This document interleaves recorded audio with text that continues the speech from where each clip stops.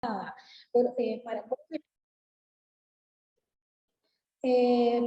que sea, perdón, para que pueda ser comprado o vendido. Entonces, eso justamente segrega el acceso y el disfrute a un recurso que es finito al mejor postor, ¿sí?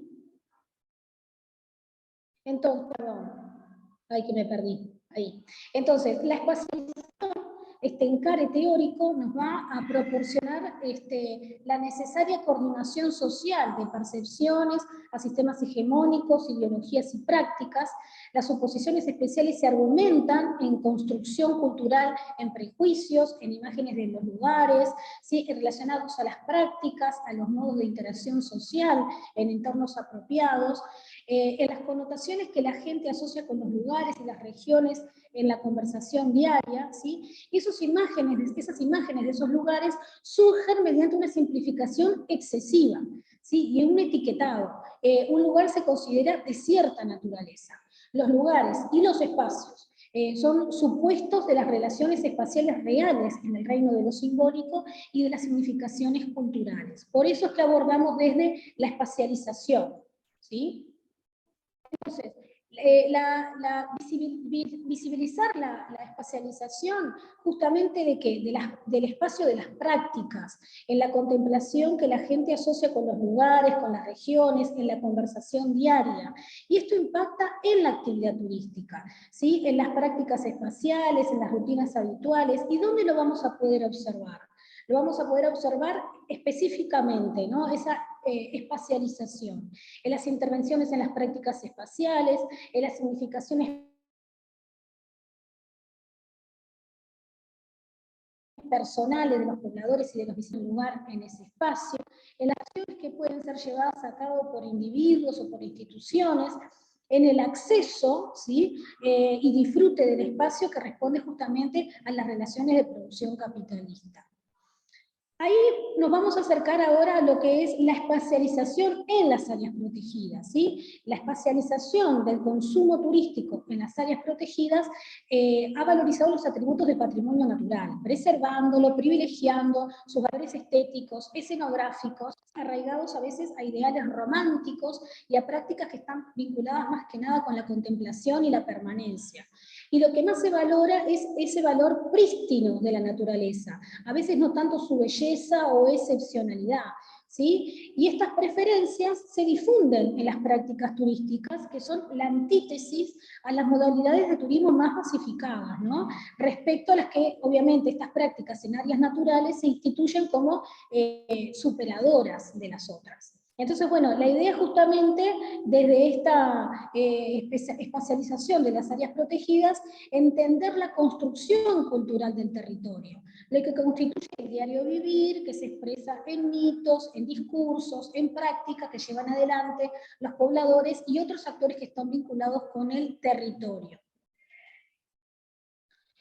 Ahora, ¿cómo llegamos a esto y la ruralidad? Sobre todo el concepto de la nueva ruralidad, ¿sí? Bueno, ustedes es algo que ustedes ya manejan, ¿no? A comienzos de 1990, en el ámbito académico, sobre todo en los países latinoamericanos, se empiezan a investigar las relaciones entre los procesos globales y los territoriales, tratando justamente de identificar cuáles fueron los fenómenos y desarrollos del mundo rural. Entonces, la imagen de lo agrario y lo rural debe ser construida teniendo en cuenta la diversidad, la heterogeneidad de ocupaciones y situaciones que se manifiestan en el incremento de actividades que no son agrarias, ¿sí? Y en los servicios que se prestan en estos territorios rurales.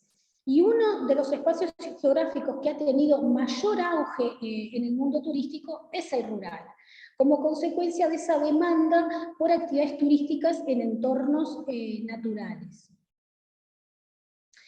¿Esto qué es lo que hace? Impulsa la pluriactividad para la diversidad de ingresos, ¿sí? Lo que permite, por un lado, conservar el modo y las relaciones de producción que están enmarcadas en una organización social, pero también fortalece la identidad colectiva y regional, y reduce, de alguna forma, la migración hacia las ciudades, conservando el territorio y las costumbres. El turismo, desde esta óptica de la nueva ruralidad, es propiciado por los mismos actores del territorio, para para favorecer justamente su entorno natural, el aprovechamiento de los propios recursos, los que se activan turísticamente para la actividad. Algunos autores entienden que esto genera oportunidades laborales que diversifican los ingresos y que afectan las condiciones de vida, y lo que hemos observado principalmente de las mujeres. Pero en todo esto hay un pero. Estas transformaciones globales no ocurren por sí solas, ¿sí? La penetración del capital turístico inmobiliario, tanto nacional como extranjero, se produce a partir de políticas que le den cobertura, ¿sí? Que le den facilidades, que le den apoyos, ¿sí? A través de programas que están impulsados de diferentes niveles de Estado o de cooperación con organismos internacionales. Y a pesar de que puede generar indudablemente beneficios macroeconómicos, el turismo en esta nueva ruralidad puede llegar a perpetuar las desigualdades, ¿sí? Los problemas económicos, las tensiones regionales, constituyéndose una estrategia ambigua de desarrollo.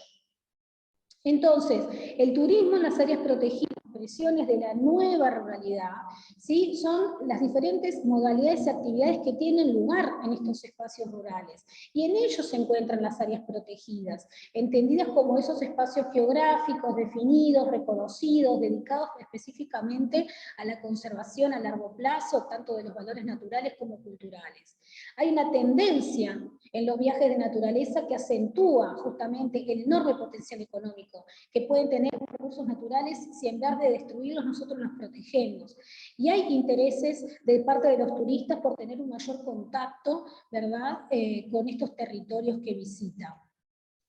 En el siglo XXI, y el COVID lo ha demostrado también, el turismo continúa su fuerte expansión general y creciente, ¿sí? Y a pesar de haber y continuar una concentración de la actividad turística en las zonas costeras y marítimas, con fines recreativos y de descanso, las propuestas se han diversificado y eso ha tenido su correlato en el territorio. Es ahí donde las áreas naturales, y específicamente las protegidas, irrumpen en esta escena para satisfacer estas nuevas necesidades de ocio.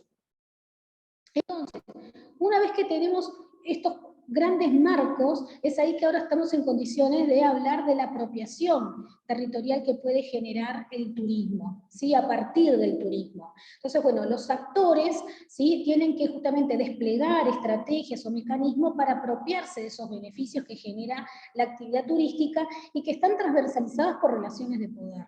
Esto se traduce justamente en la tenencia, en la disponibilidad de recursos, en la capacidad de intervenir en la gestión, en la capacidad de intervenir en las organizaciones locales, en el significado y en el valor que le asignan los actores a la actividad con relación a otras actividades, ¿sí? Entonces acá vamos a ver tres grandes dimensiones. Por un lado, bueno, cómo la apropiación territorial desde el enfoque de la territorialización.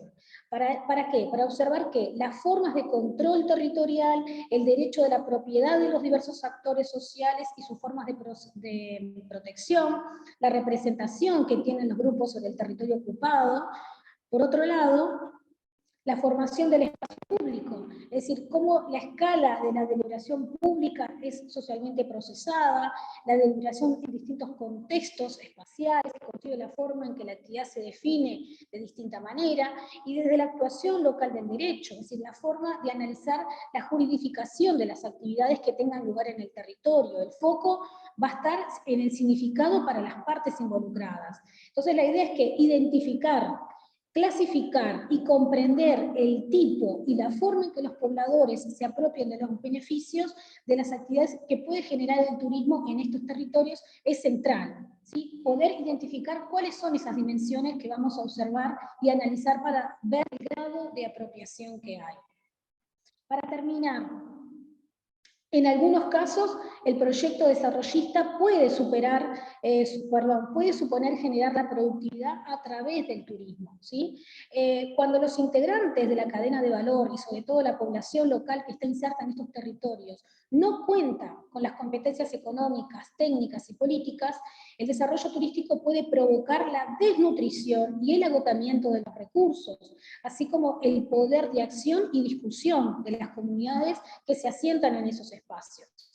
También entendemos que es imprescindible advertir las particularidades históricas que tuvieron lugar en la conformación de esos territorios, quién y de qué forma, porque esto va a explicar en parte quién y de qué forma se están beneficiando de esas actividades que tienen lugar en ese territorio, y no centrarnos en lo inmediato y lo que tiene más visibilidad. El estudio del espacio social en las investigaciones turísticas responde en forma dialéctica, ¿verdad?, a las actividades que interactúan con las otras, y lo que hace justamente es cuestionar los ejes sobre los que se define la realidad social.